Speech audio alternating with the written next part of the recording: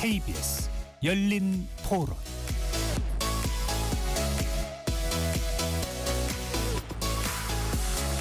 안녕하십니까. KBS 열린 토론 배종찬입니다. 새해 백두부터 동북아시아 외교의 시계가 그 어느 때보다 빠르게 돌아가고 있습니다. 한중 정상회담으로 얼어붙었던 두 나라 사이에 훈풍이 불기 시작했지만 그 이면에선 총성 없는 외교 전쟁이 펼쳐지고 있습니다. 중국이 내민 손길 뒤에는 한미일 협력의 틈을 파고들려는 치밀한 계산이 깔려 있고, 곧 일본과의 정상회담을 앞둔 우리 정부 앞에는 정교한 줄타기 외교라는 숙제가 놓여 있습니다. 동맹과 실리, 안보와 경제를 동시에 붙들어야 하는 시험대 위에 선 대한민국. 과연 이 난제를 지혜롭게 풀어낼 수 있을까요? 두 분의 전문가 모시고 한중 정상회담의 성과와 한계를 냉정하게 짚고, 그 여파가 남북관계를 포함한 동북아 정세에 어떤 파장을 만들지 전망해 보겠습니다. KBS 열린 토론 지금부터 시작합니다. 치열한 토론 속에서 더 나은 세상을 찾아갑니다. 올바른 세상을 만드는 첫걸음. 평일 저녁 7시 20분 KBS 열린 토론. 오늘 열린 토론 함께해 주실 두 분 소개합니다. 중국 정치와 경제는 물론 양안 관계까지 아우르는 중국 전문가시죠. 강준영 한국외대 국제지역대학원 교수 나오셨습니다. 네, 안녕하세요. 북한 및 동북아 안보 전문가이자 전 오사카 총영사를 지낸 조성열 경남대 초빙 교수 자리하셨습니다. 네, 안녕하세요. KBS 열린 토론 문자로 참여하실 분은 샵 9730으로 의견 남겨주실 수 있고요. 단문 50원, 장문은 100원의 정보 이용료가 붙습니다. KBS 1라디오의 모든 프로그램은 유튜브에서도 함께할 수 있으니까요. 많이 들어와 주시고 구독 꾹 눌러주시고 좋아요도 많이 보내주시면 좋겠습니다. 그리고 안내 말씀 한 가지 더 드립니다. 청취율 조사 기간입니다. 02번으로 시작되는 전화가 오면 꼭 받아주시고 KBS 열린 토론 잘 듣고 있다고 답변까지 부탁드리겠습니다. 자, 먼저 본격적인 토론에 앞서서 한국과 중국의 관계에 대해서 시민들은 어떤 기대와 생각을 갖고 있는지 먼저 듣고 오겠습니다. 그동안 중국과 사이가 좀 소원했었는데요. 이번 방중을 통해서 중국과의 관계가 좀 더 원활해지고 경제적으로도 많은 교류가 있었으면 좋겠어요. 대중국 수출 같은 게 좀 활성화돼가지고 반도체부터 시작해가지고 케미칼이라든지 자동차도 마찬가지고 어쨌든 우리 경제가 좀 더 살아났으면 좋겠어요. 중국하고 관계 개선이 이제 되면 중국에 수출하는 업체들 좀 좋아지지 않겠어요? 뭐 화장품이라든가 뭐 엔터테인먼트 쪽이라든가 또 한류가 중국 쪽에 굉장히 활성화됐던 걸로 알고 있는데 그런 것들이 좀 한중 관계 악화되면서 좋지 않아졌기 때문에 그게 원상 회복이 돼야 하지 않을까 하는 기대감을 가지고 있는 거죠. 문화적으로 좀 콘텐츠라든가 이런 교류들을 좀 많이 더 왕성하게 하게 되고 서로 또 문화적으로 교류하는 거는 또 경제적인 그런 뭐 돈이나 이런 것보다는 또 마음을 더 나눌 수 있는 것들이 아닐까. 이념은 어쨌든 국가에서 가지고 가는 거니까 개인이 어떻게 바꿀 수 있는 부분은 아니라고 생각을 하거든요. 그래서 그런 걸 떠나서 정말 실질적인 도움이 될 수 있는 그런 계기가 되었으면 좋겠다고 생각을 합니다. 화해 무드라 그러면 아주 친해지면 좋겠죠. 해안 침범을 하면 안 하면 좋겠죠. 중국 쪽에서 문화 콘텐츠 쪽으로 열어준다면은 사실 유일하게 관광으로 내수 시장을 좀 키울 수 있는 게 그게 유일하게 기대할 수 있지 않을까 생각을 하고 있습니다. 시민분들의 의견 어떻게 들으셨는지요? 한국과 중국과의 관계, 한중 정상회담 이야기를 안 할 수가 없습니다. 새해 초부터 진행이 된 한중 간의 관계인데요. 친해졌지만 핵심 이익에선 여전히 거리감이 있다, 이런 평가도 나오기도 합니다. 먼저 총괄적으로 이번 한중 정상회담 어떻게 평가하시는지 두 분 말씀 먼저 듣고 자세한 내용 이어가겠습니다. 강 교수님 어떻게 보시는지? 네, 그 전체적으로는 어쨌든 그 특히 사드 이후에 경색됐던 이런 관계를 어려움이 있지만 다시 경제를 중심으로 좀 진전시켜보자. 엄밀하게 얘기하면 좀 투트랙 전략을 하는 거죠. 복잡하고 어려운 얘기는 조금 일단 접어두고 양자 협력이 가능한 부분부터 좀 가보자. 이런 데 대해서는 아주 중요한 첫발을 띄었다고 생각을 하고 지금 많은 시민들 얘기하는 것도 주로 경제 교류 쪽에 초점이 맞춰져 있잖아요. 그러니까 이런 부분들을 일단은 활성화하는 그런 큰 그림을 그리는데 첫발은 띄었다. 뭐 복원의 시작이다 이런 얘기를 이제 많이 하시는데 네. 복원이 어느 정도까지가 복원인지는 잘 모르겠지만 새로운 길을 좀 여는 시작점 이거는 일단 마련을 한 것 같습니다. 네. 그동안에 조금 소원했다면 그것을 이제 가깝게 좀 당겨오는 그런 의미가 있다는 말씀 주셨는데 조 교수님 어떻게 보시는지요? 예, 저도 비슷한 생각인데요. 무엇보다도 지난 정부 윤석열 정부 때는 한중이 합의했던 전략적 협력 동반자 관계라는 용어를 한 번도 쓰질 않았습니다.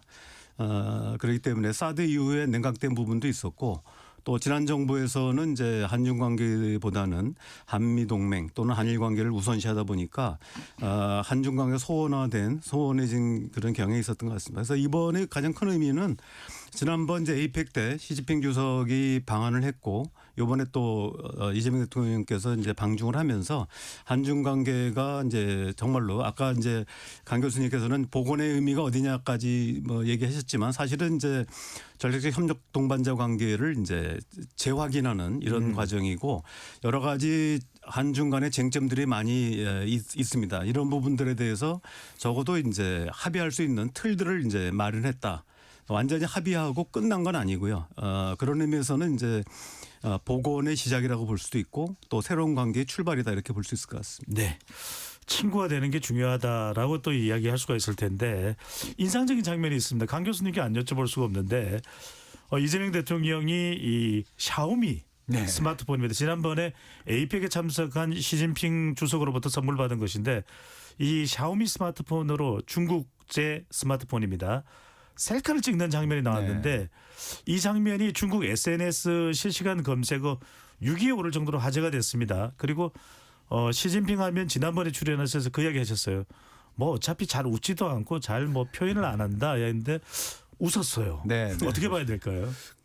사실 지난번 그 에이펙 때도 저희를 놀래켰습니다. 이게 보안이 잘 됩니까? 그러니까 백도 해봐라 가슴이 철렁했었는데 네. 이번에 또 이걸 가지고 가서 사실 중국하고 얘기했으면 절대 허락 안 해줬을 것 같아요. 그리고 우리 의전하고 상의를 했어도 그런 거 하지 않았으면 좋겠다라고 했을 것 같아서 갑자기. 아마 네. 제가 볼 때는 이 대통령이 이제 기지를 발휘해서 뭔가 더 가까운 모습을 좀 했으면 좋겠다. 그리고 이렇게 웃는 모습까지 나오고 예. 이런 전체적인 어떤 흐름을 보면 이제 이 양 지도자 간의 친교라든가 사실 국제 관계건 무슨 관계건 뭐 기본적인 제일 하부 단위는 개인 대 개인이잖아요. 이제 그런 것들을 좀 뭐라 그럴까요? 이 돈독히 함으로써 분위기를 좀 부드럽게 풀어가는 데는 일종의 기여를 하지 않았나 저는 네. 개인적으로 그렇게 생각을 합니다. 중국에서 중시하는 일종의 꼬안시를 더 만든 거 아닌가. 턱리위한 여사는 많이 웃더라고요. 네, 네. 네. 조 교수님 일단 중국이 이번 정상회담을 보면 좀 태도 변화가 있다 이렇게 봐야 될까요?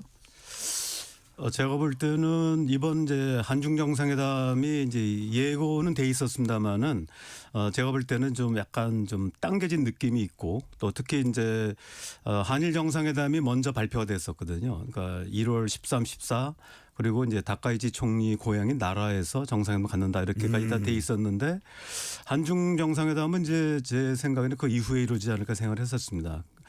우리 정부 입장에서 본다면 셔틀 정상외교를 이제 관리하는 입장에서 한중 정상회담을 끌고 나가려고 했었는데 이번에 이제 중국에서 전격적으로 당겨가지고 이번에 이제 4일, 5일, 6일 그래서 3박 4일간의 이제 그것도 국빈 이제 방문을 추진하면서 그런 의미에서 본다면 이제 중국이 굉장히 공을 많이 들인 거라고 볼 수 있고요. 그리고 또 하나는 이제 이따 나오겠습니다만은 이 시기에 맞춰가지고 한중 정상회담 바로 다음 날 이제 일본에 대한 수출 규제를 발표함으로써 단순하게 이제 그 한중 관계를 복원하고 발전시키려고 하는 의도 외에도 나름대로 이제 일본을 견제하려고 하는 이런 게 좀 복합적으로 작용된 이번 정상회담이 아니었나 생각합니다. 예. 지금 조 교수님 말씀하셨습니다. 일본보다 한일 정상회담보다도 중국이 일정을 더 당겼고 상당히 또 한대했다고 볼 수가 있거든요. 중국이 이 정상회담의 태도에 깔려 있는 전략적인 의미가 있을까요? 네, 당연히 있다고 봐야 됩니다. 지금 조 교수님 말씀하셨습니다마는 사실은 그 11월 1일에 우리가 한중 정상회담을 했고 그러고 나서 11월 7일에 이 다카이치 총리의 발언이 있었습니다.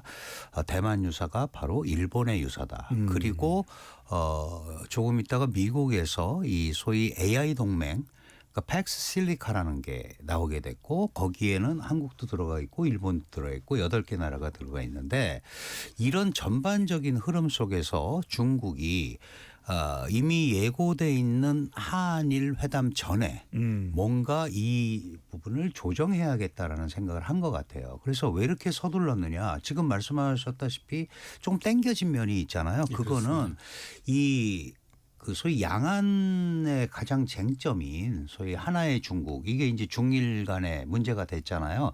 이 문제에 대해서 한국의 진전된 어떤 뭔가 그 아주 쉽게 얘기하면 중국 편이 확실히 됐으면 좋겠다라는 의지가 좀 들어있는 거죠.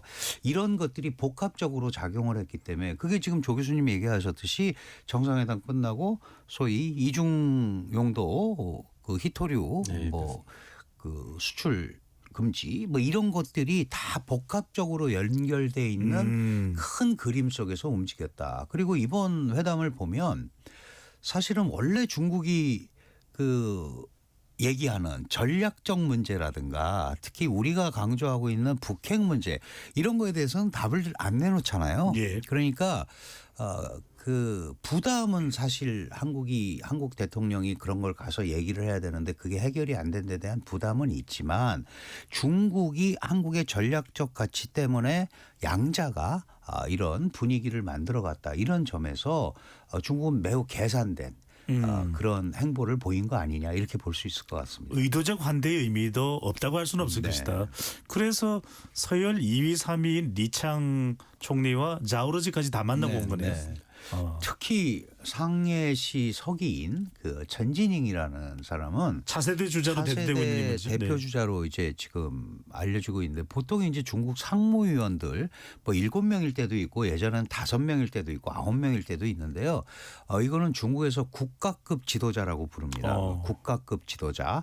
거기에 그 사실 시진핑의 신임을 제일 많이 받고 있는 차세대 후보군 선두주자거든요.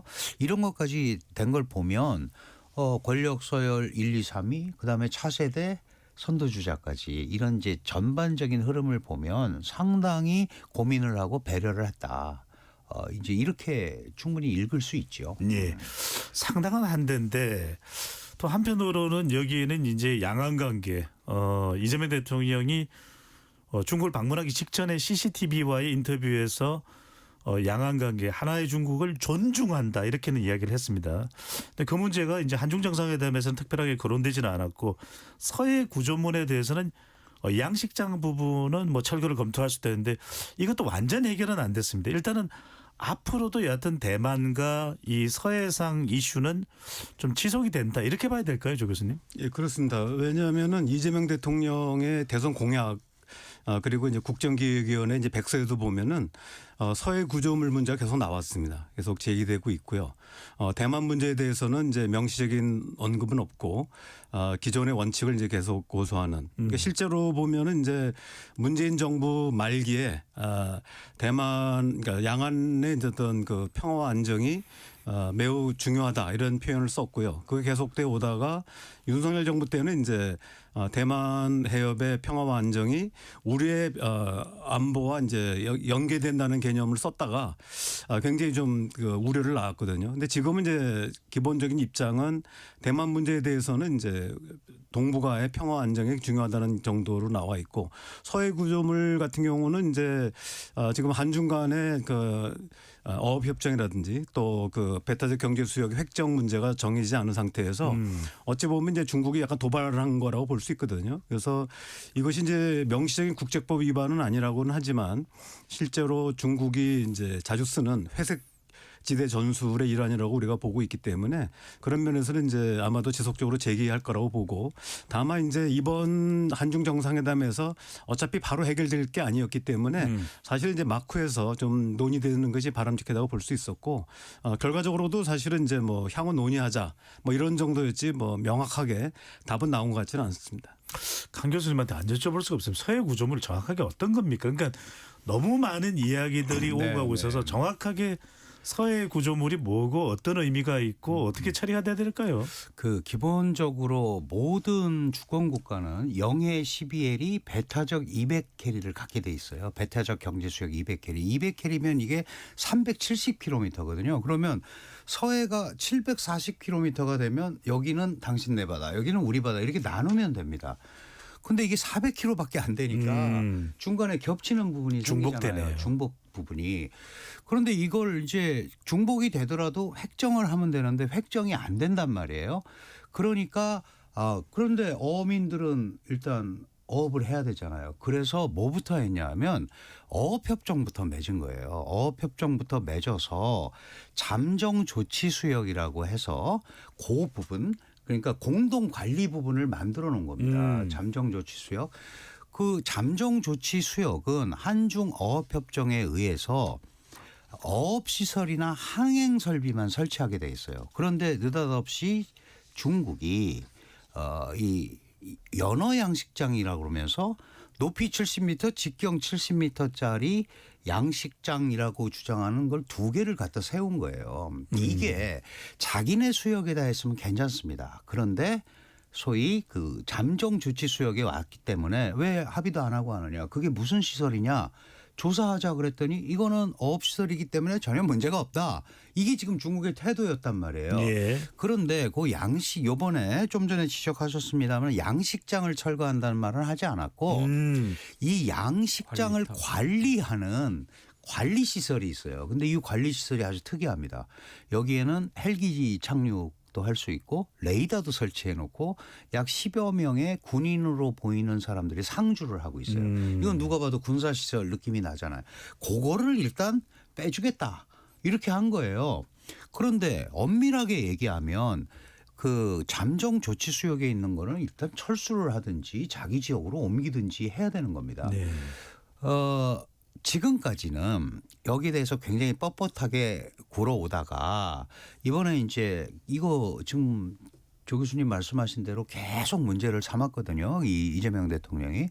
그러니까 중국도 이 문제를 해결하지 않으면 안 되겠구나라는 생각을 한 거고 사실 이 문제의 핵심은 해양 경계 획정이 되면 자기 수역에서 하면 되니까 문제가 안 생기는데 지금 우리가 놀라웠게도 국장급 해양 경계 획정 회의를 29차례 했습니다. 근데 결론이 안 나요. 결론이 안 나서 이번에 그거를 차관급으로 올려서 해보자 이렇게 얘기를 하고 있는 중이거든요. 그러면 저는 개인적으로 중국이 성의를 보인다면 일단 이 차관급 정상적 회의를 하기 전에 일단 원상 복구를 해놓고 자기 수역으로 가고 그러고 시작을 했어야 된다. 이게 왜 그러냐 하면 지금 저 상태대로 하면서 경계획정 회의를 하면 저게 기준점이 자기네 기준점으로 또 삼으려고 할 거예요. 니네가 인정하지 않았느냐 이렇게 나오거든요. 거기다가 지금 이 중간선 대통령도 말씀하셨습니다. 중간선 설정하기가 너무 어려워요. 중국은 계속 무슨 얘기를 하냐 하면 대륙북 연장설이라는 게 있어요. 네. 이 서해 바다가 황하와 양자강의 퇴적물로 쭉 와서 그게 중국 바다의 중국 영토의 연장이다. 또 중간선을 걸 때는 인구수와 해안선 비례로 한다. 이렇게 나가니까 동북 공정이 아니라 서해 공정이네요. 그렇죠. 네. 서해 내해화 전략이라고 저희는 표현을 하거든요.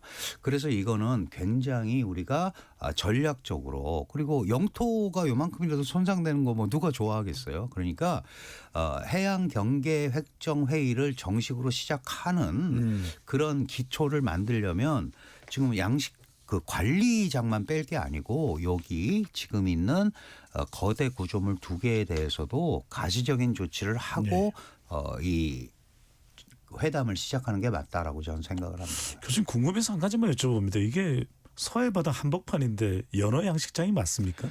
그 양식하시는 분들은 말이 안 된다고 그러시죠. 예.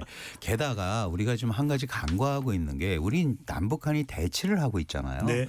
그리고 김정은이 NLL도 다시 긋겠다고 그러고 그러니까 이 서해 바다가 실제로는 남북 대치 상황에서 한중이 또 하고 있고 사실은 중국과 북한 간에는 경계 획정을 이미 했어요.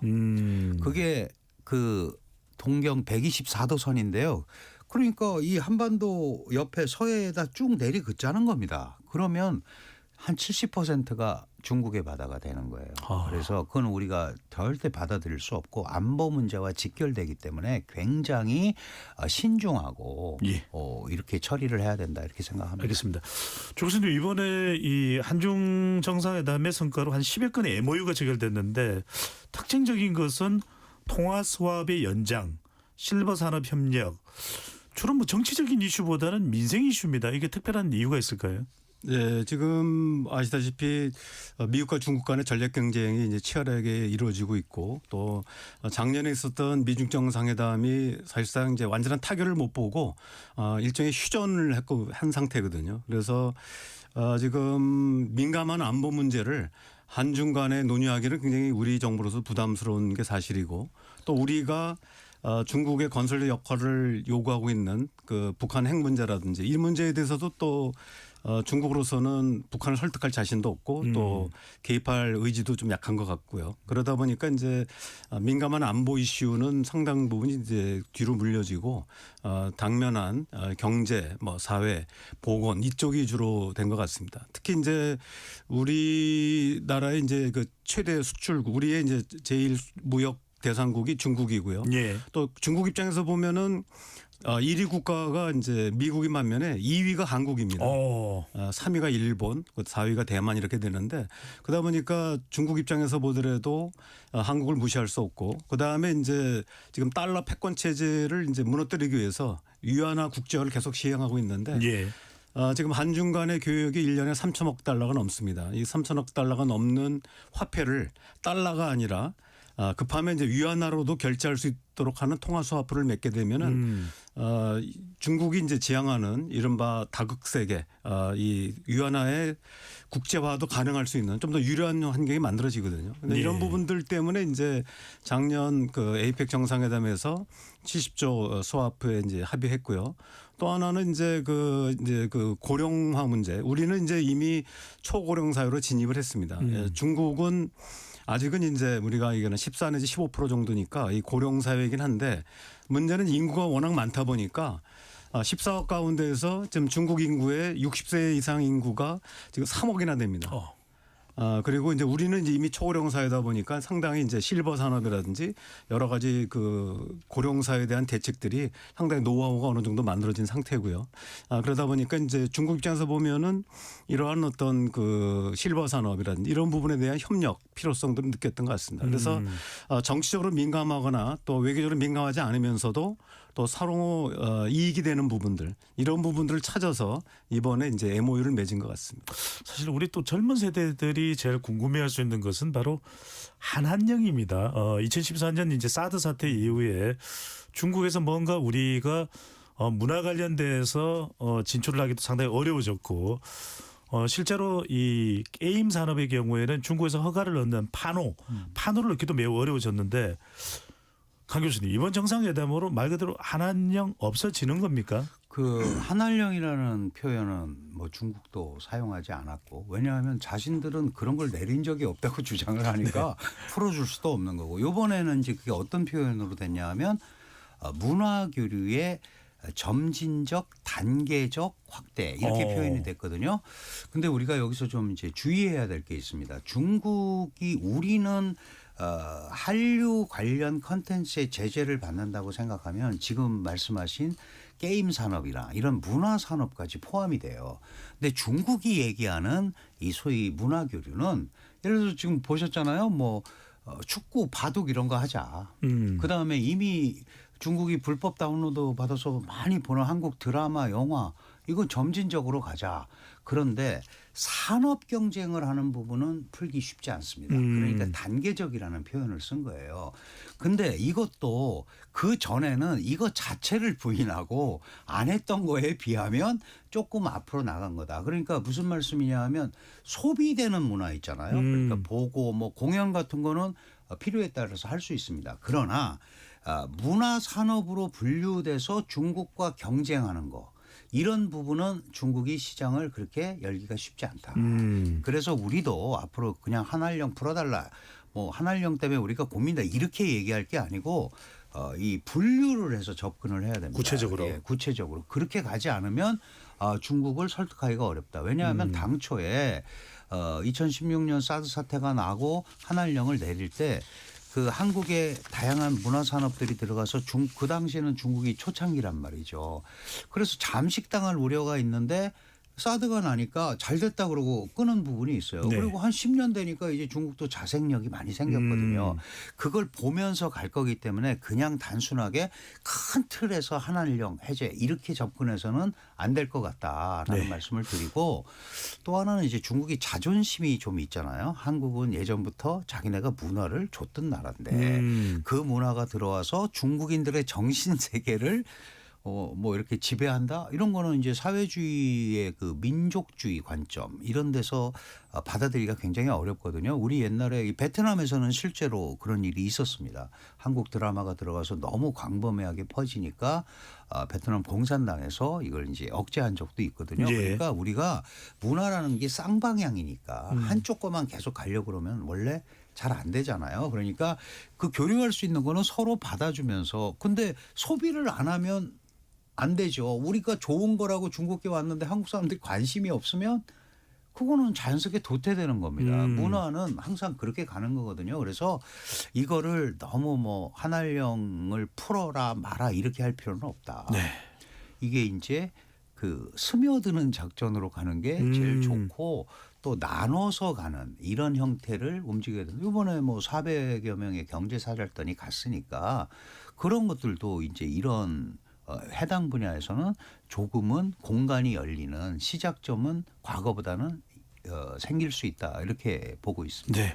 그래도 고무적입니다. 지금 전해지는 보도에 따르면 1월 중에 중국에서 K-팝 콘서트가 있을 수도 있다라고 얘기를 하니까 이제 하나하나씩 좀 구체적으로 해결해 나가면 좋을 것 같고 이번 한중 정상에서 또 한 축은 이제 이 북한 이야기인데 그렇게 이 시진핑 주석이 북한 이야기에 대해서는 적극적이지는 않았습니다. 인내심을 가져라.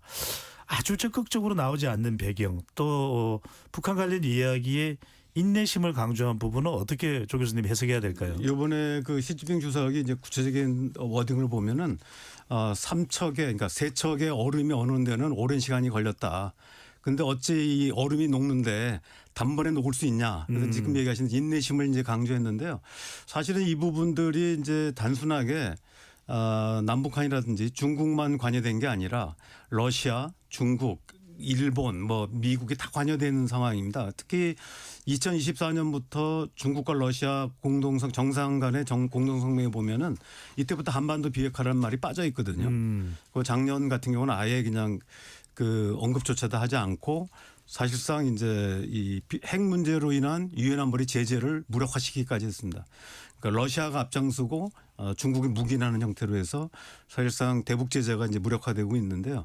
그런 상태다 보니까 중국 입장에서 본다면은 우리로서는 이제 한반도 비핵화에서 중국의 건설적 역할을 얘기하고 있지만 중국으로서는 북한 관계도 물론이고 러시아 정상 간에 합의한 내용도 있고 그렇기 때문에 쉽게 얘기하기가 어려운 부분이라고 볼 수 있습니다. 그래서 뭐 우리는 물론 계속 주장을 해야 되지만 중국 이번에 시진핑 주석이 얘기한 거는 이제 한반도의 평화와 안정이 중요하다. 결국 북한이 핵을 개발하게 된 것도 체제 불안정 또 그 동아시아의 불안정한 정세에 기인한 것이 크기 때문에 일단은 한반도의 평화와 안정이 중요하다. 그리고 이런 평화 안정을 지속 추구하는 과정에서 이런 문제도 해결될 수 있지 않겠냐. 그래서 핵 문제는 언급을 안 했지만 그런 어떤 시사를 한 거라고 볼 수 있겠죠. 그래서 시진핑 주석도 뭐 아마 우리 정부도 마찬가지라고 생각합니다. 이게 이번에 시진핑 주석을 만나가지고 바로 그 답을 얻을 거라고 생각하지는 않을 거라고 보고요. 다만 이제 이런 우리의 메시지를 지속함으로써 중국이 이제 노골적으로 북한의 핵 보유를 인정한다든지 이런 부분을 좀 제동을 거는 효과가 있거든요. 그래서 아마 그런 면에서 우리는 문제 제기하고 시진핑 주석은 이제 애둘러서 답하는 뭐 이런 과정이 이번에도 나타났다라고 볼 수 있습니다. 시간이 걸릴 것이다. 근데 강 교수님, 우리가 이 중국이 기대하는 것은 지금 남북 관계가 꽉 막혀 있거든요. 네네. 일본은 상당히 지금 뚱한 상태라서 그 역할을 대한민국과 북한이 만날 수 있는 그런 역할을 중국이 해줄 수 있지 않을까, 시진핑 주석이 해줄 수 있지 않을까, 이 기대인데 이게 가능할까요? 그 사실 북한이 내세우는 두 가지 조건이 있잖아요. 비핵화 얘기하려면 말도 꺼내지 마라. 미국이건 뭐건. 또 하나는 남한과 북한은 별개 국가니까 이걸 매치메이킹 하려고 그러지 마라. 우리는 우리 의도가 있어서 그러는 거다. 이제 이런 상황에서 지금 조 교수님이 아주 잘 지적을 해 주셨습니다마는 사실은 북한이 이미 핵 보유국을 선언했잖아요. 헌법에도 들어가 있고 그거 그 비핵화라는 말은 꺼내면 얘기도 안 하겠다 그러는데 지금 북러가 밀착이 돼 있고 이 상황에서 작년 전승절을 통해서 간신히 지금 중국이 북한을 끌어당겨 왔는데 여기서 지금 비핵화 얘기를 하면 중국의 대북 레버리지가 굉장히 떨어지죠. 그럼 뭐 같은 편도 아니네 당신. 뭐 우리가 북중이 회복됐다고 그러는데 이렇게 하는 거기 때문에 아까 지적을 하셨습니다만 적극적으로 나올 수가 굉장히 없다. 그러니까 표면적으로는 안 나와서도 우리가 이제 내부적인 문제에서는 대한민국의 지도자로서 대한민국의 가장 큰 문제는 북핵과 북한으로부터의 위협이잖아요. 그럼 이 얘기를 안 할 수가 없고 지금 남북 관계가 완전히 단절돼 있는 상황인데 내가 트럼프한테도 좀 연결해 달라고 그랬다. 중국도 좀 해주면 좋지 않겠느냐. 이제 그런 면에서 이게 첫째. 내가 적극적으로 하기가 어렵다라는 표시가 인내심이고 상황을 보면서 하자라는 게 또 인내심이에요.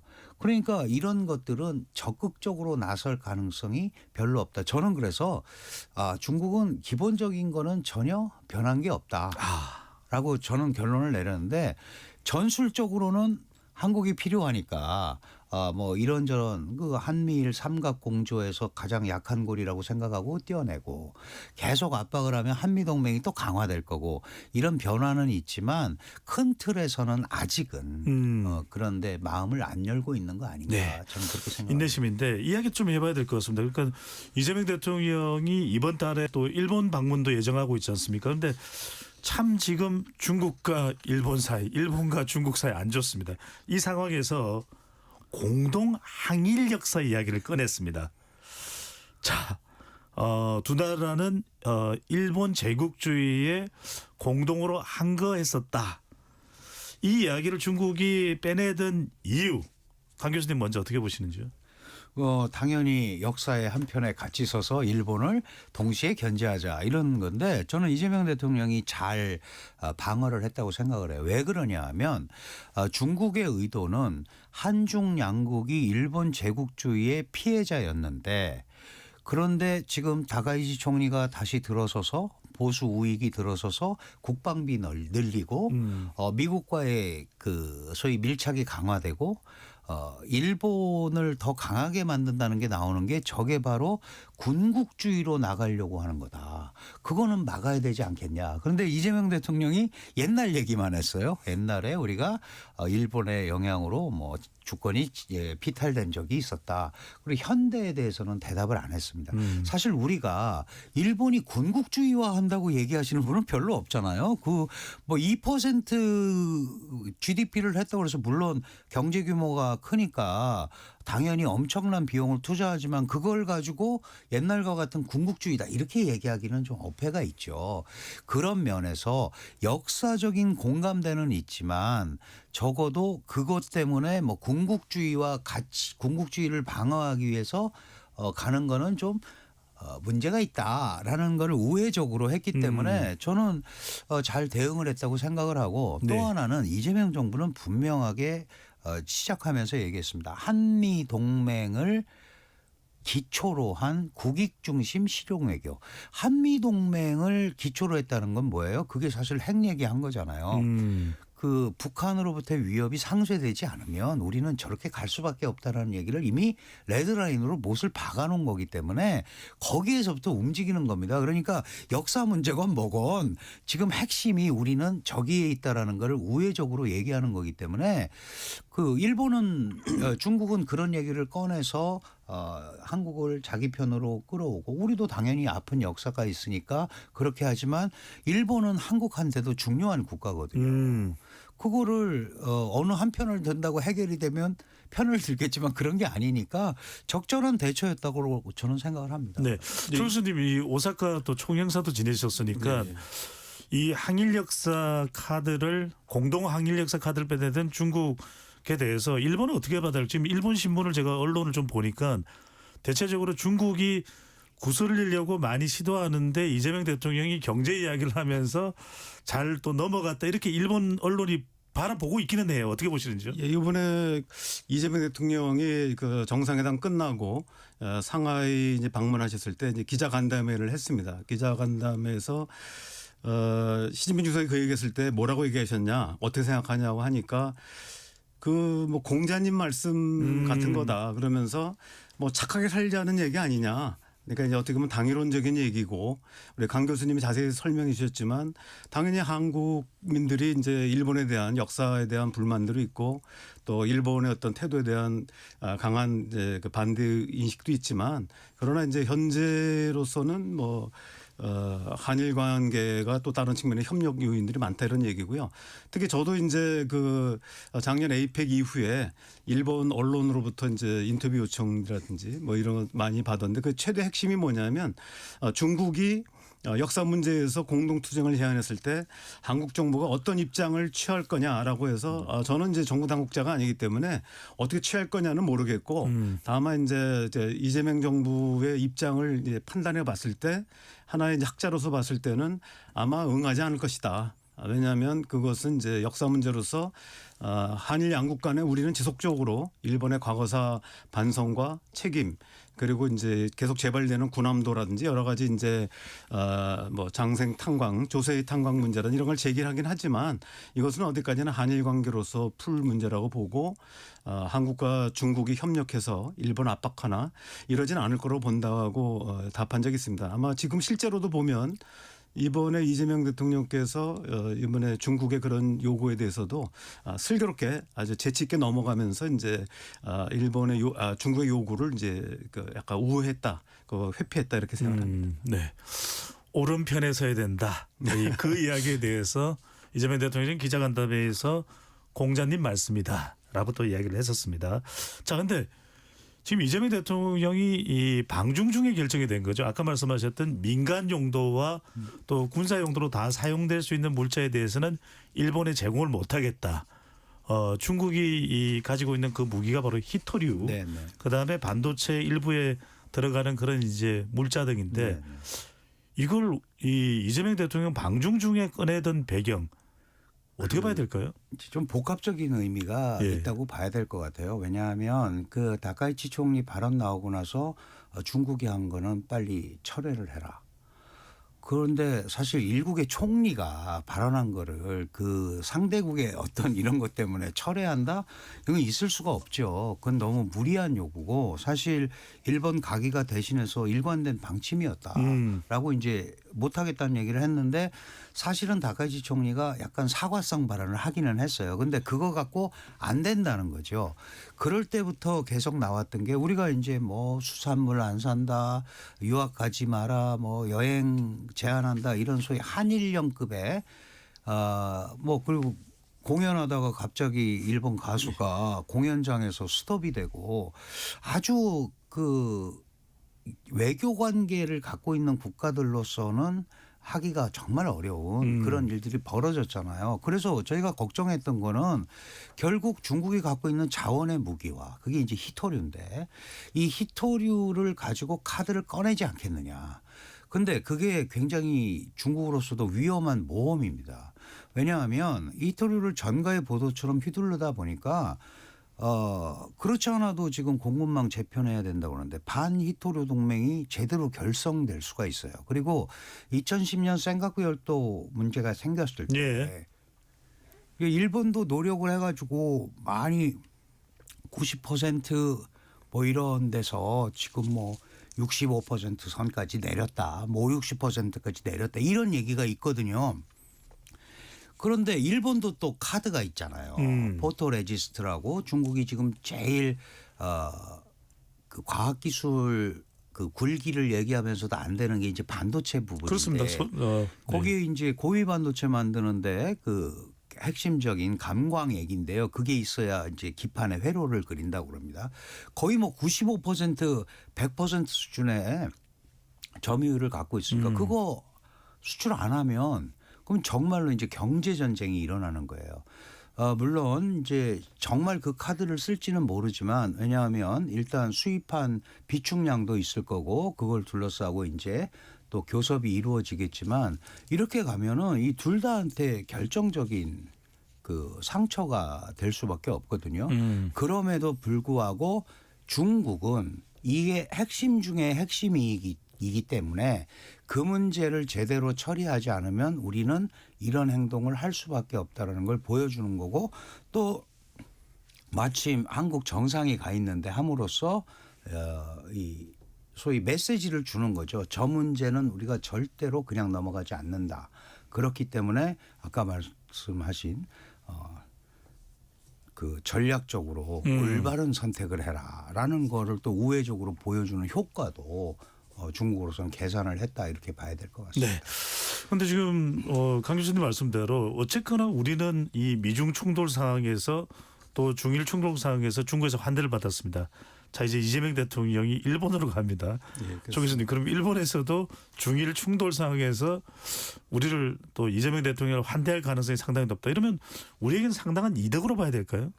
그리고 저는 아까 이제 처음에 우리 앵커께서 얘기하시면서 그 줄다리기 외교 얘기하셨는데 저는 그렇게 보지는 않습니다. 그러니까 그게 이제 기본적으로 외교의 기준이 없을 때는 그렇게 볼 수도 있지만 사실은 우리 외교는 말 그대로 한미동맹을 기본으로 한 국익 중시 실용 외교라는 원칙을 딱 세웠기 때문에 그다음에 이제 예를 들면 미국과의 관계도 마찬가지입니다. 미국도 실제로 우리가 보면은 트럼프 대통령이 막 무언책하게 하는 것 같지만 기본적으로 이제 사활적 이익 또는 이제 핵심 이익이라고 하는 부분과 전략적 이익, 부차적 이익을 구분해서 지금 대응하고 있거든요. 그래서 예를 들면은 이 안보 문제라든지 특히 이제 미국에서 관심 갖고 있는 공급망 문제 이런 부분들은 어떻게 보면 미국의 핵심 이익입니다.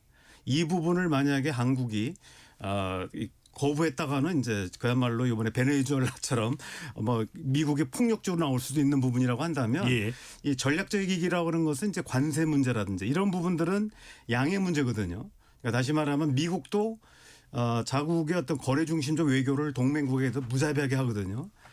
그런 측면에서는 저는 이제 우리가 미국이 판단하는 핵심 이익은 건드리지 않더라도 전략적 이익, 부차적 이익은 그렇다 치더라도 전략적 이익은 우리가 충분히 우리의 국익을 실현하는 데 활용할 수 있다는 겁니다. 그래서 지금 중국과의 관계에서 우리가 중국이 엄청난 아까 제1의 시장인데 이걸 방치하고 우리가 할 수는 없다는 거죠. 이 부분에 대해서는 지금도 우리가 미국을 설득하고 또 미국, 그러니까 우리 한국산 반도체가 중국 들어가는 부분을 미국이 제재했지만 적어도 어떤 이제 고부가가치의 반도체는 아니라 하더라도 다른 것들은 또 우리가 미국을 설득해서 들어가지 않습니까?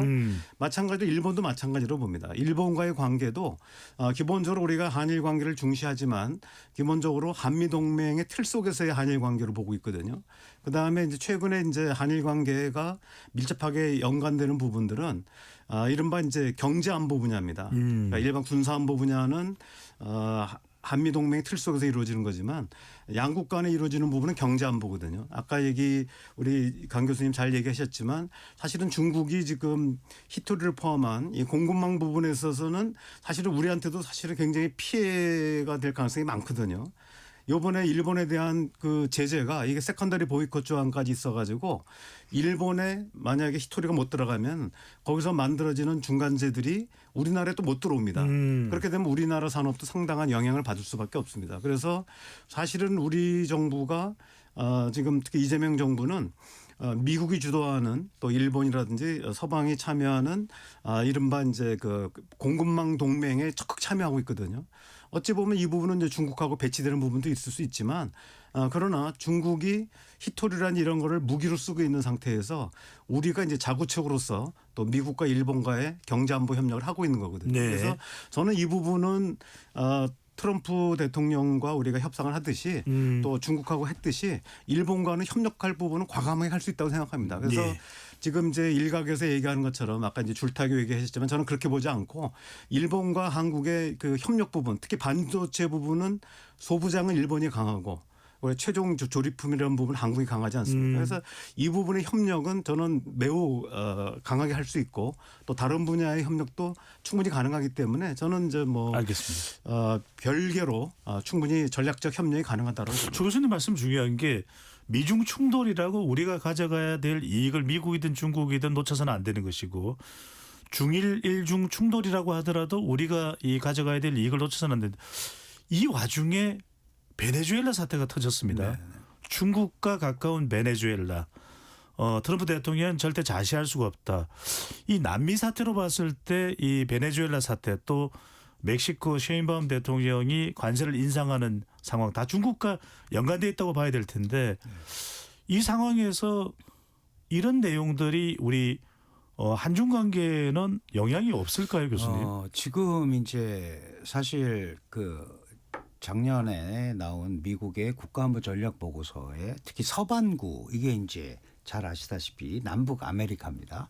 서반구에 대해서는 뭐 멀로주의라고 그러잖아요. 그 유럽이 관여하지 말라 하는 멀로처럼 고립주의. 네, 이 신멀로주의. 그러니까 남북 아메리카 지역에서는 미국의 관할권이 있다. 그 뭐 트론주의라는 말도 나왔더라고요. 뭐 트럼프 멀로주의라고 해서. 근데 이게 핵심이 뭐냐면 베네수엘라는 그 중국의 중남미 1대1로 전략의 거점 국가입니다.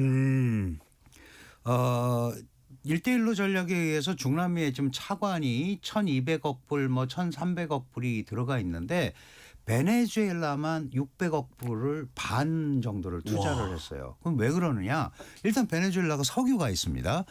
중진류 석유가 있고 세계 최대 매장 국가고 그런데 이게 이제 중국 자본과 결탁을 하는 거예요. 그럼 돈을 빌려주면 돈을 차관을 상환할 방법이 없으니까 석유로 이제 상환을 한단 말이에요. 그리고 또 돈이 왔다 갔다 하면서 또 필요한 거는 인민폐로 결제를 해요. 미국이 제일 싫어하는 거죠. 그 중국이 여기에 와서 자신의 뒷마당에 와서 세력을 키우고 인민폐로 결제하기도 하고 또 러시아까지 들어왔습니다. 그러면 베네수엘라를 중심으로 중국과 러시아가 같이 반미 세력을 형성한다. 그럼 많은 중남미 국가들을 그렇게 모으겠다는 거잖아요. 그런 의미에서 이제 핀셋으로 물론 마약 이런 것도 당연히 미국한테 중요합니다. 집어내면서 이제 이런 복합적인 효과를 보는 거거든요. 그렇다면 결국 중국 입장에서 보면 중국의 세계 전략, 진출 전략에 일단 차단이 오는 거죠. 물론 이제 그것 때문에 뭐 한중 관계가 뭐 어떻다 이렇게 얘기할 수는 없지만 지금 중국이 얘기하는 것은 저 미국의 예외주의. 자기 마음대로 하고 싶은 대로 다 하지 않냐. 저런 나라를 어떻게 믿고 가냐. 나랑 같이 가자. 이런 차원에서의 어떤 흐름 이런 것들은 충분히 가능할 수 있죠. 네. 물론 이제 앞으로 미국이 또 어떻게 나올지는 모르겠지만 이 베네수엘라 사태에서 보여준 미국은 지금 굉장히 뭐 국제법도 무시하고 이런 걸로 보였지만 아무도 대들 수가 없어요. 워낙 강력한 군사력과 정보력을 가지고 움직이고 있고 특히 중국은 마두로한테 내가 지켜줄게 그러는데 전혀 못 지켜줬고 열심히 팔았던 방공망도 전혀 기능을 하지 못했고 사실 그래서 이 중남미 지역에서 그 아무래도 중국의 입지는 조금 약화될 수밖에 없는 그런 구조입니다. 알겠습니다. 잠시 참여 안내 로고 듣고 KBS 열린 토론 2부로 돌아오겠습니다.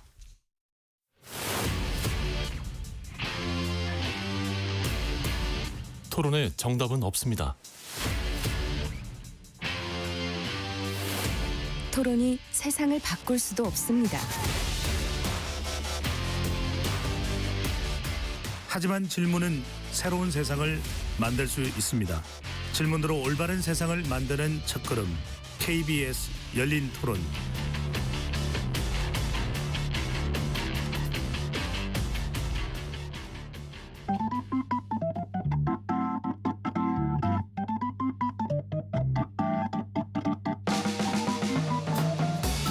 세상을 바꾸는 질문 열린 토론이 시작합니다. KBS 열린 토론은 언제나 열려 있습니다. 단문 50원, 장문 100원의 유료 문자 샵 9730 그리고 KBS 어플리케이션 콩으로 여러분의 의견을 남겨주세요. KBS 열린 토론 2부 이어가겠습니다. 한중 정상회담의 성과와 한계, 동맹과 실리 사이 우리의 선택은 이란 주제로 토론하고 있습니다. 스튜디오에 조성렬 경남대 초빙 교수, 강준영 한국외대 국제지역대학원 교수 두 분과 함께하고 있습니다.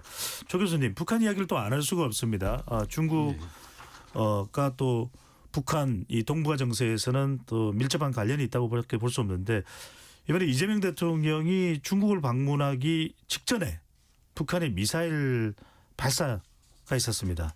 이건 어떻게 봐야 됩니까? 중국 방문에 대한 견제로 봐야 되나요?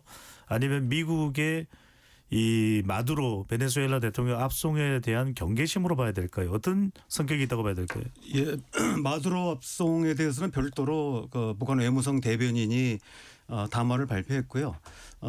지금 또 이재명 대통령의 방중에 대한 부분이라고 봐야 됩니다. 왜냐하면은 이건 이번 처음이 아니고요. 지난번에 에이펙 정상회담 열리면서 한중 정상회담 또 여러 정상들이 왔을 때 또 직전에 북한이 탄도미사일을 쐈거든요. 그러니까 지금 이재명 정부 들어와가지고 북한이 여지껏 3번 쐈는데 취임 초에 1번 쏘고 에이펙 정상회담 직전에 그리고 이번에 한중 정상회담 직전에 또 쐈습니다. 이 부분은 뭐냐면 일종의 이제 한국과 중국에 대한 아마 특히 이제 중국에 대한 메시지라고 봅니다. 그러니까 너희들이 중국이 함부로 북한 문제에 대해서 한국과 얘기하지 말라라는 거죠. 만약 그렇지 않으면 우리들도 충분히 자기네들의 어떤 그 뭐 탄도미사를 쏘거나 중국이 이익을 해칠 수 있는 동아시아의 정세 불안이라는 이런 부분을 야기할 수 있는 힘이 있다. 특히 이제 중국이 우려하는 부분은 북한의 핵미사일 실험이라든지 이런 도발들이 결국은 계속 이제 그 미국을 불러오고 또 일본의 군사력 증강에 빌미가 되고 있지 않습니까? 이런 부분들에 대해서 중국으로서도 굉장히 못마땅한데 지금 한중 정상회담에서 북한 문제를 논의, 아까 강 교수님도 얘기하셨듯이 여기서 뭐 북한의 비핵화를 얘기한다든지 이러면은 김정은 위원장 입장에서 보면은 상당히 이제 불쾌하게 생각할 수 있는 거죠. 그래서 이런 부분대로 나름대로 이제 북한이 중국이나 또는 한국에 대한 메시지를 전달하는 것이다 이렇게 볼 수 있을 것 같습니다. 네. 지금 이재명 대통령 또 이재명 정부는 계속해서 남북 대화를 재개하자 이렇게 이야기를 하고 있습니다. 그럼에도 불구하고 김정은 위원장은 뭐 2개의 국가를 이야기하면서 이 대화의 테이블에 나오지 않는데 가장 큰 이유가 뭡니까? 가장 큰 이유는 무엇보다도 이제 2023년 12월에 북한이 적대적 두 국가 관계론을 얘기를 했거든요. 그리고 이제 여러 차례 헌법 수정 얘기가 나왔지만 최종적으로는 올 상반기에 개최될 거로 예정되는 제9차 당대회입니다. 그러니까 북한 같은 경우는 이제 5년마다 당대회가 열리는데 예전 같으면 1월 달에 열렸습니다마는 아마도 북한과 미국의 정상회담 가능성이 지금 열려 있기 때문에 미국의 의사 타진을 하고 나서 아마 그걸 반영해서 이제 그 제9차 당대를 열 거라고 보는데 그 이전까지는 이제 한국하고는 절대로 대화할 가능성이 없다고 보고 거의 제로라고 해도 과언이 아니고요. 그런 상태에서 이제 미국과의 대화 진전 상황. 만약에 이제 북한이 원하는 대로 북한의 핵 문제에 대해서 미국이 용인하는 태도를 보였다든지 뭐 이런 것도 굉장히 중요한 변수가 될 수 있거든요. 아마 그 이후에 이제 남북 대화의 가능성도 결국은 이제 북미 대화가 있고 이걸 매개로 해서 남북 대화가 가능하지만 그 이전에는 이제 어렵다고 보고 특히 이제 제9차 당대회는 아마도 공개적으로 이제 헌법을 개정을 해가지고 공표할 거로 예상되고 있습니다. 그리고 이제 그 헌법에 따라서 현재 이제 군사분계선을 국경선으로 선포할 가능성이 많거든요. 그러면 이제 명실상부하게 2개의 국가가 되는 거죠. 북한 입장에서 보면. 그러니까 2013년 12월에 얘기한 거는 이제 두 개 국가를 선언한 것이고 이거 법제도적으로 북한 내부적으로는 정비가 끝나는 겁니다. 그 이후에는 이제 남북 관계에 대해서 작은 가능성이 있는 것이고 당대 이후에. 예. 그리고 그나마도 북미 대화가 어느 정도 성과를 거뒀을 때 가능하다고 볼 수 있고요. 아마 그러기 전에는 북한은 북한 나름대로 러시아라든지 또 중국이라든지 이런 그 옛 사회주의권과의 관계를 통해서 지금 생존을 도모하고 있거든요. 그렇기 때문에 굳이 뭐 지금 제재를 계속화하고 있고 비핵화를 요구하고 있는 미국이나 한국, 일본하고는 뭐 굳이 관계에서는 안 된다는 입장인 것 같습니다. 네, 그렇기 조선 때문에 당대회가 몇 월입니까? 아까도 말씀드렸듯이 이제 5년 전에는 1월 달에 열렸는데 네. 원래는 이제 상반기라고 제가 아까 말씀드린 거는 4월 달에 확정은 안 됐습니다만은 만약에 북미 정상회담이 열린다면은 트럼프 대통령이 이제 중국을 방문하는 4월경 전후에서 이루어질 걸로 보고 있거든요. 그러니까 아마 그걸 보고 4월 말에서 5월, 6월 그러니까 4, 5월 달 정도가 되지 않을까라고 전망을 하고 있습니다. 제가 그것 때문에 여쭤봤습니다. 강 교수님. 이 북미 대화가 되는 것이 이 남북 대화에도 일종의 기폭제 역할을 할 수 있는데 지금 일정상으로는 트럼프 대통령이 오는 4월 베이징을 방문합니다. 북중 정상회담이 이루어진데 그때 김정은 위원장이 그 전후로 북미 회담이 이루어질 가능성이 있습니까? 그 여러 가지를 이제 고려를 해봐야 되는데 그 전에 북미 간에 이제 일종의 물밑 교섭이 있어야겠죠. 그냥 뭐 예를 들어서 북한이 얘기하듯이 비핵화를 전제로 얘기를 시작하자. 미국이 얘기하듯이 그럼 북한이 별 응할 의미가 없거든요. 그리고 또 그런 것 때문에 미중 간의 대화에서 북한을 비핵화로 좀 이끌어서 우리가 같이 해서 오자. 그것도 북한이 응할 이유가 별로 없습니다. 그러니까 북한은 지금 어쨌든 핵 보유국으로 인정받으면서 뭐 감축을 하거나 핵 군축을 하거나 이런 쪽으로 가는 거면 모를까 다른 조건을 가지고 가면 굉장히 어렵거든요. 사실은 북한이 핵을 갖고 있다는 것 자체가 중국한테도 위험한 일이에요. 왜냐하면 북핵이 계속 위험 상태가 되니까 한반도에 특히 우리 대한민국 남쪽에 미국의 전략 자산이 왔다 갔다 하고 그것 때문에 한미일 공조가 강화되기 때문에 이 북핵을 뭐라고 할 수도 없고 뭐 이래라 저래라 할 수가 없는 입장이거든요. 그러니까 적극적으로 그럼 말도 안 들을 거고 중재를 못하는 상황이란 말이에요. 그러니까 이런 전반적인 흐름에서 북한과 미국의 뭐 물밑 대화라든가 또는 미중이 어떤 일종의 묵계를 가지고 얘기한다든가 이런 것 전에는 북한이 일방적으로 뭐 비핵화라든가 이런 것들을 전제로 한 대화에는 나오기가 굉장히 어렵다. 네. 거기다가 이번에 베네수엘라 마두로 사태를 보면 이제 두 가지이지 않겠습니까? 하나는 쟤네가 핵이 없어서 그래. 그러니까 우리가 핵을 더 강화해야 돼. 핵 집착을 할 가능성이 있죠. 또 하나는 이렇게 하면은 내가 끝까지 못 버티겠지. 그러면 이제 버티기가 힘들 것 같다. 그러면은 이제 뭐 미국이 적절한 대화를 제의하면 갈 수도 있고 그런 것들을 이제 완전히 김정은의 전략적 판단에 의해서 움직일 수밖에 없지 않나 이렇게 생각을 합니다. 지금 강 교수님께서도 말씀하셨는데 중국도 북한의 핵에 대해서는 마땅치 않아 할 것이다. 그런데 최근의 상황이 조 교수님 이 북한에 대한 통제력이 중국보다는 러시아 쪽이 더 있다고 봐야 될까요? 뭐 북러 밀착. 통제력이라고 네. 하는 부분에 대해서는 이제 북한에서는 뭐 인정 안 할 거라고 보고요. 일단 경제적으로는 거의 95% 이상이 이제 대외 교역의 95% 이상이 북한이 이제 중국에 의존하고 있거든요. 그러니까 그러다 보니까 암만 해도 이제 중국의 영향을 받지 않을 수 없게 됐기 때문에 이거를 이제 돌파구를 찾은 게 러시아라고 봅니다. 특히 지금 미국이 이제 통화 스와프라든지 스위프트 제도에 의해서 제재를 가하고 있는 나라들이 이란하고 그다음에 이제 러시아 그다음에 북한 이러기 때문에 일종의 이제 그 미국에 의해서 제재를 강하게 받고 있는 나라들의 연합이라고 볼 수 있거든요. 반미 전선을 형성하고 네, 그렇습니다. 있긴. 그렇기 네. 때문에 이제 오히려 러시아하고 북한은 상당히 이제 공감대가 형성돼 있고 그러나 실질적으로 이제 그 러시아가 경제적으로 북한을 도와줄 수 있는 데는 한계가 있거든요.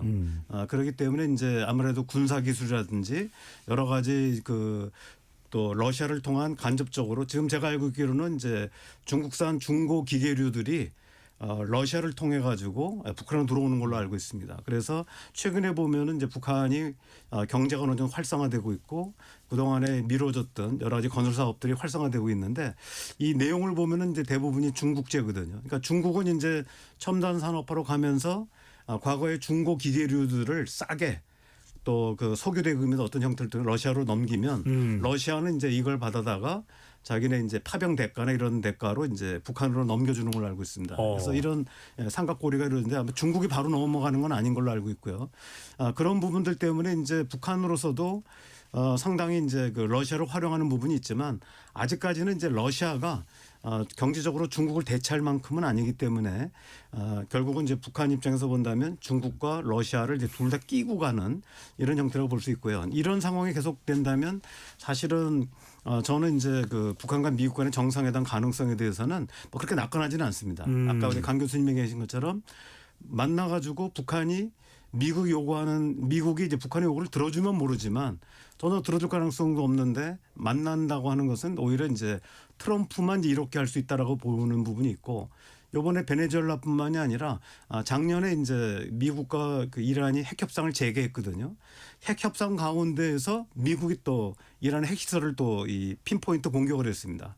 그래서 사실은 북한 입장에서 본다면은 그 트럼프 대통령에서 별로 신뢰할 거라고 보지는 않습니다. 개인적인 뭐 친분을 과시하긴 하지만 그런 의미에서 본다면은 뭐 오는 4월달에 미중 정상회담 전후로 북미 정상회담이 가능하겠냐는 부분에 대해서는 저는 뭐 반반이라고 봅니다. 그리고 미국으로서도 북한의 요구를 그대로 다 들어줄 수는 없는 상황이거든요. 네. 그런 부분들 때문에 상당히 이제 좀 어려운 상황이 계속될 거라고 보고 결국은 이제 그렇다고 해서 북미 정상회담이 이루어지지 못한 상태에서 북미 관계가 계속 악화된 상태로 가면은 아마 그 직후에 열릴 수 있는 제9차 당대회가 반미 반대한민국 노선을 분명히 할 거라고 봅니다. 그래서 그런 의미에서 보면은 이제 우리 지금 이재명 정부가 지난 1월 3일 정대용 통일부 장관께서도 이제 북한에 조건 없는 대화를 하겠다. 그리고 너희들이 원하면은 너희들이 우리가 어떤 제안을 하기보다는 너희들이 제안하면은 우리가 긍정적으로 토의할 수 있다는 식의 굉장히 전향적인 제안을 했는데 네. 아직까지는 뭐 북한이 응하지 않고 있고 제가 알겠습니다. 아까 말씀드렸듯이 당대회 전까지는 아마 북한이 응하지 않을 네. 거라고 봅니다. 지금 조 교수님 말씀을 듣다 보니까 세 글자가 고스란히 또 떠오릅니다. 인내심. 좀 갈 수밖에 없는 것 같은데 많은 분들이 궁금해하니까 두 분 전문가 모시고 이야기를 좀 해야 될 것 같습니다. 대만 해협에서의 자꾸만 무력 충돌 가능성이 이야기되는데 강 교수님 먼저 여쭤볼게요. 한때는 시진핑 주석이 2027년에 군사적 행동이라도 할 생각이 있다라는 그게 또 유명한 이야기 아니겠습니까? 실제 중국이 대만을 공격할 가능성 있습니까? 저는 아주 높게 보지는 않습니다. 왜 그러냐면 시 주석이 그 얘기한 거는 2027년까지 대만 침공 준비를 마쳐라. 이제 이것 때문에 특히 이제 미국 같은 데서는 준비가 맞춰져 있으면 언제든지 할 수 있는 거 아니냐. 그런 것들이 소위 미국의 서태평양 전략에서도 중국의 그런 도발 행위, 견제 이런 것들이 이제 미국의 또 군산 복합 논리로도 굉장히 중요하잖아요. 그 자기네 이 소위 군수 산업 발전과도 밀접한 관계가 있는데 사실 저는 이런 생각을 합니다. 이 중국이 현재 대만을 도발을 하면 미국의 대대만 관계법이라는 게 있어요. 그게 이제 79년 1월 1일을 미중이 수교하면서 미국과 대만 간에는 4월 달에 79년 4월에 의회에 대만 관계법이라는 걸 만들어놨어요. 예. 그게 대만의 안전을 지원하는 법입니다. 그거에 따라서 무기 수출도 하는 거거든요. 지금 이제 이런 패턴이 정해져 있고 지금 다카이치 총리도 대만 유사가 일본 유사라고 그랬으니까 뭐 나중에 어떻게 될지는 모르지만 그런 군사 행동이 있으면 미국과 일본을 상대로 싸워야 될지도 모르는 거죠. 좀 이 상황에서 과연 그게 뭐 러시아 우크라이나 전쟁 예를 봐서도 알지만 물론 대만이 이기기는 어렵지만 도와주면 비기기 작전은 가능할 수도 있거든요. 왜냐하면 중국도 상당한 피해를 감수해야 되고 그래서 저는 여전히 카드로 갖고 있는 게 현재 중국한테 훨씬 유리하다. 아하. 왜냐하면 카드라는 게 이 안에 갖고 있어야지 이렇게 보여주면 그 순간 카드가 아니잖아요. 음. 카드로 갖고 있으면서 조절하는 거가 조금 더 이어지지 않겠나. 알겠습니다. 저는 그렇게 봅니다. 조 교수님, 그냥 단도직입적으로 여쭤보겠습니다. 이 다카이치 사나이 일본 총리가 이야기한 것처럼 대만의 유사는 일본의 유사다.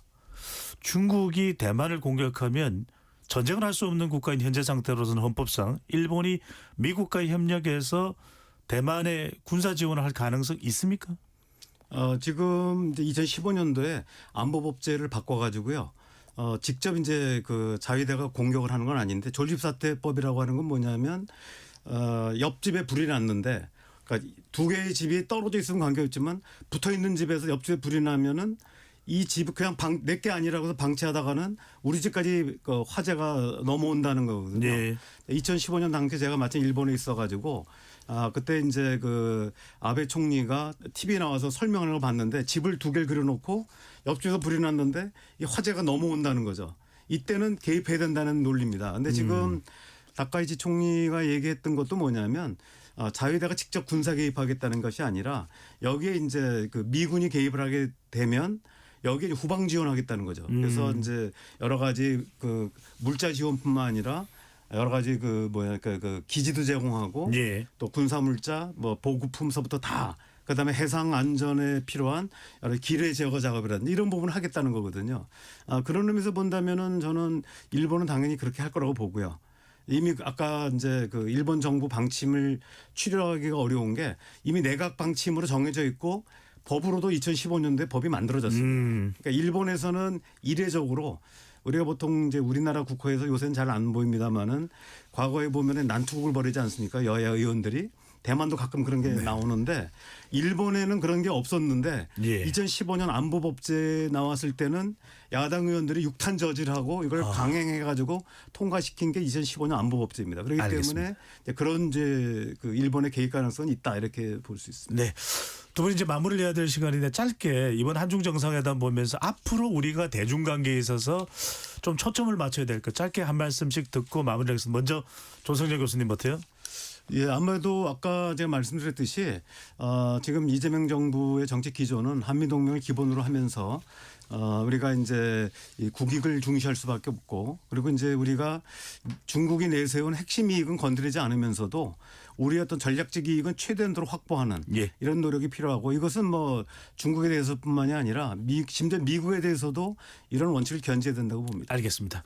강 교수님. 네, 저도 같은 의견인데요. 지금 이제 한중 관계, 뭐 한일 관계, 한미 관계 이런 차원의 문제가 아니고 국제 질서의 대격변기다. 지금까지 2차 대전 이후에 쭉 해왔던 이 자유주의적 국제 질서 이게 지금 이제 붕괴하고 있잖아요. 다자 질서라든가 자유무역이라든가 이런 흐름에 우리가 이제 어떻게 서야 되느냐. 당연히 선택을 해서 해결되면 선택하지만 이제 설득. 알겠습니다. 우리 원칙을 지키면서 가는 게 가장 균형적인 외교라고 저는 생각을 합니다. 네.